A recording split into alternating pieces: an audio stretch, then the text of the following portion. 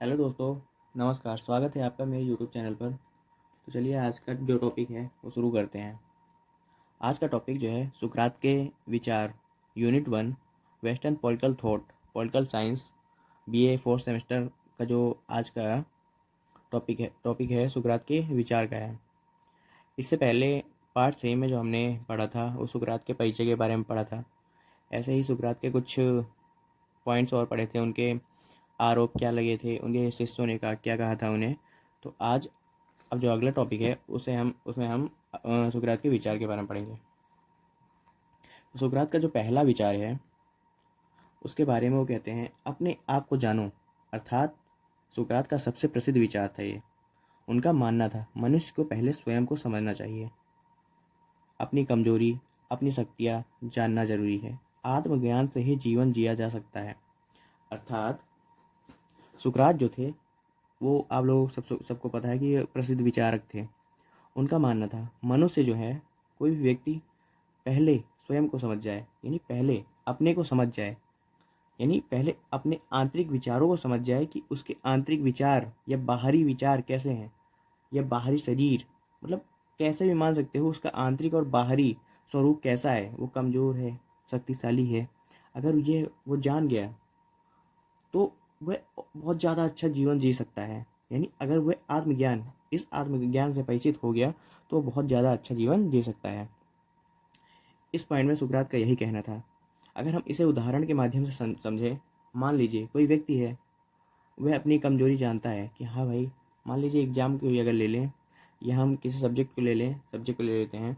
अगर वो जानता है कि भाई मैं मैथ में कमज़ोर हूँ, तो उसे पता है, उनने अपने आप को जान लिया है, उनने अपना आत्मज्ञान कर लिया है कि हाँ भाई मेरी मैथ कमज़ोर है, इसलिए मुझे अपनी मैथ शक्तिशाली करनी होगी।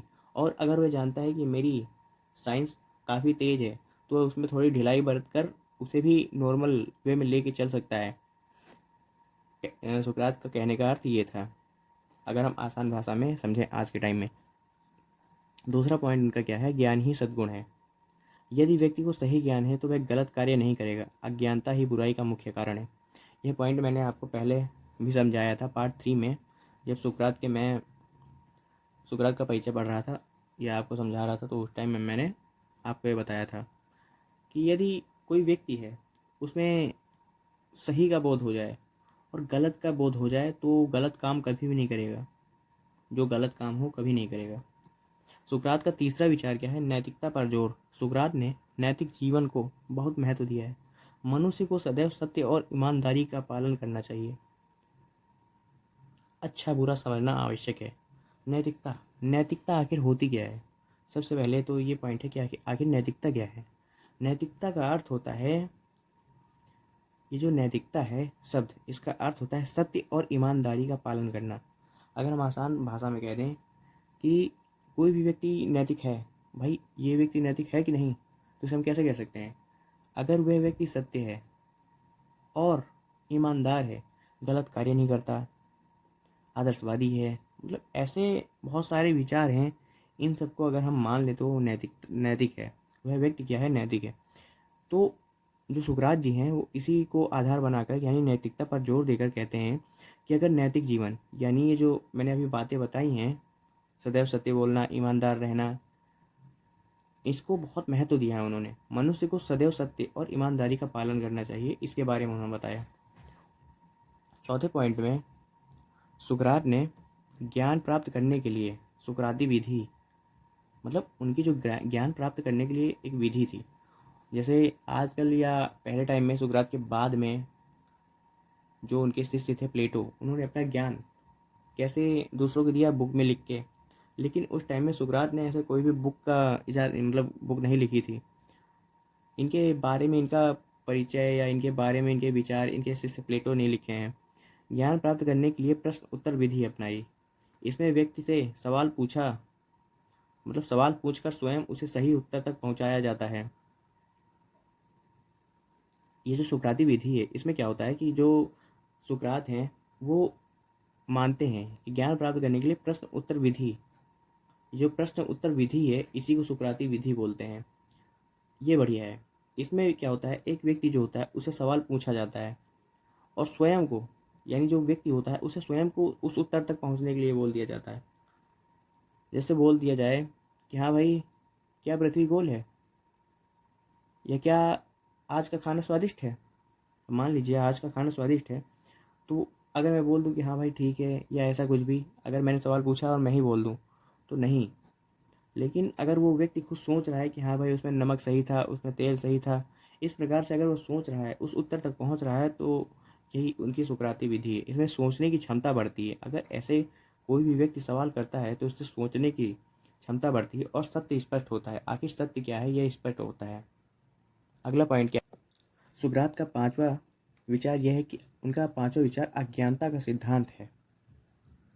अज्ञानता के सिद्धांत का अर्थ यह है कि मैं, सुकरात ने कहा है, मैं यह जानता हूँ कि मैं कुछ नहीं जानता। कहना, सच्चा ज्ञान वही है जो अपनी अज्ञानता को पहचान ले।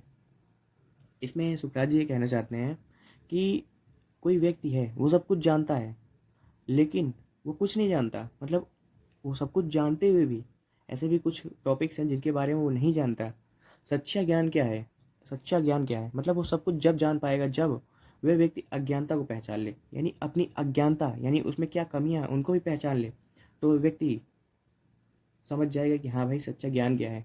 मतलब ऐसा कोई भी व्यक्ति नहीं जिसे पूर्ण रूप से हर चीज़ें पता हों। अगर मान लीजिए कोई व्यक्ति है, उसे अगर पता है तो उसमें कुछ कमियां भी हो सकती हैं, यानी पता होने से बात नहीं है।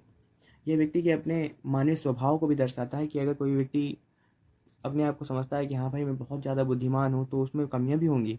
उन कमियां को समझ ले, तो यही है उनकी अज्ञानता का सिद्धांत। अगला क्या है? छठा, आत्मा का महत्व। सुकरात ने आत्मा को सबसे महत्वपूर्ण माना है।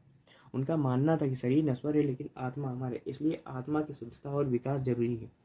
सुकरात का क्या मानना है कि जो आत्मा है वो अमर है। मतलब आत्मा का जो है नाश वो कभी नहीं होता।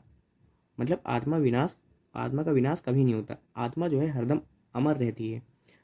उनका मानना था कि शरीर जो है, शरीर क्या है, एक नश्वर प्राणी है। शरीर नश्वर है लेकिन आत्मा अमर है, यानी शरीर खत्म हो जाएगा लेकिन आत्मा जब भी अमर रहेगी। इसलिए अपनी आत्मा की शुद्धता और विकास जरूरी है।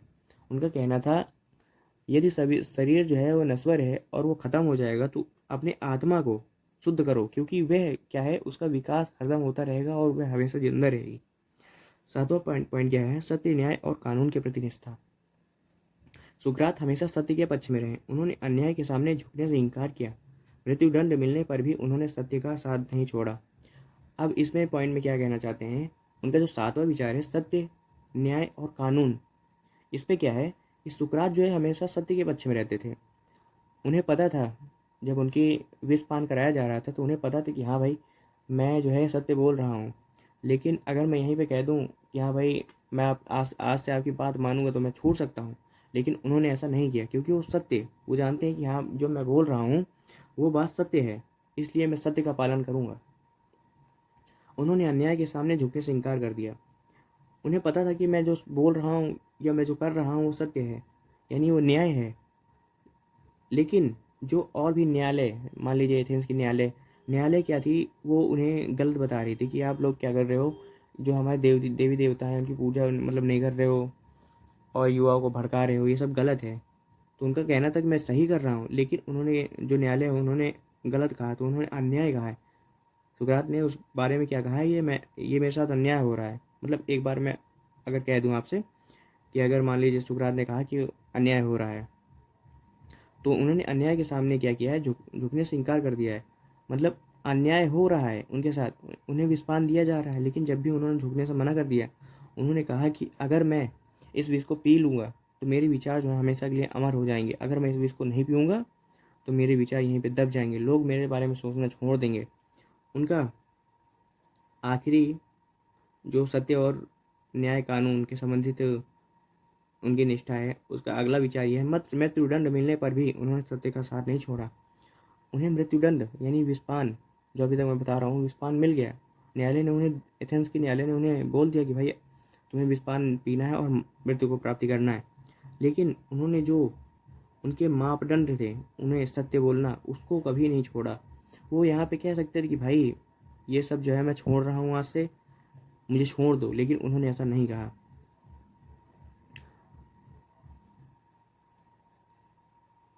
अगर आपको कोई भी वर्ड या कोई भी टॉपिक समझ में नहीं आ रहा तो आप उसे कमेंट कर सकते हैं, मैं उसे दोबारा समझा दूँगा।